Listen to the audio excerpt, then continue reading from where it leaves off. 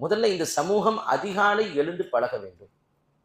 First and foremost habit, நாம் ஏற்படுத்த வேண்டிய முதல் பழக்கம் சுபுஹ் தொழுவது, சுபுஹ் தொழுகைக்கு வருவது. இது அத்தனையினுடைய கான்செப்ட் பெருமானார் ஸல்லல்லாஹு அலைஹி வஸல்லம் ஏற்படுத்தியதற்கு காரணம் அதிகாலை நேரத்தில் நாம் கண் விழித்து உட்கார்வது.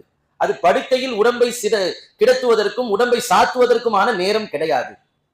அது எழுந்து நின்று நாம் அன்றைய நாளில் எப்படியெல்லாம் செயலாற்ற போகிறோம் என்பதை சிந்திக்க வேண்டிய நேரம் அது அதிகாலை நேரம். அல்லாஹ்விற்கு நம்முடைய சுபுஹ் தொழுகை தேவையா? சுபுஹிற்கானது அல்ல, அது நம் வாழ்வின் மாற்றத்திற்கான நேரம். வாழ்க்கை மாற்றத்தை ஒரு முஃமின், ஒரு அடியான் துவங்க நினைக்கும் பொழுது எங்கே இருந்து துவங்க வேண்டும்? இறைவனோடு இணைவதிலிருந்து துவங்க வேண்டும். அதுதான் சுபுஹுடைய தொழுகை. சுபுஹ் தொழுகை 2 ரக்காத்தை தொழுது அல்லாஹ்விடத்தில் அனுப்பிவிடக்கூடிய கடமையாற்றுவதற்காக எழ தேவையில்லை.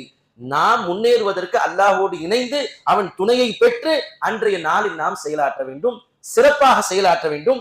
வெற்றியுள்ள செயல்பாடுகளை நாம் உருவாக்குவதற்கான துவக்கம்தான் சுபுஹுடைய தொழுகை.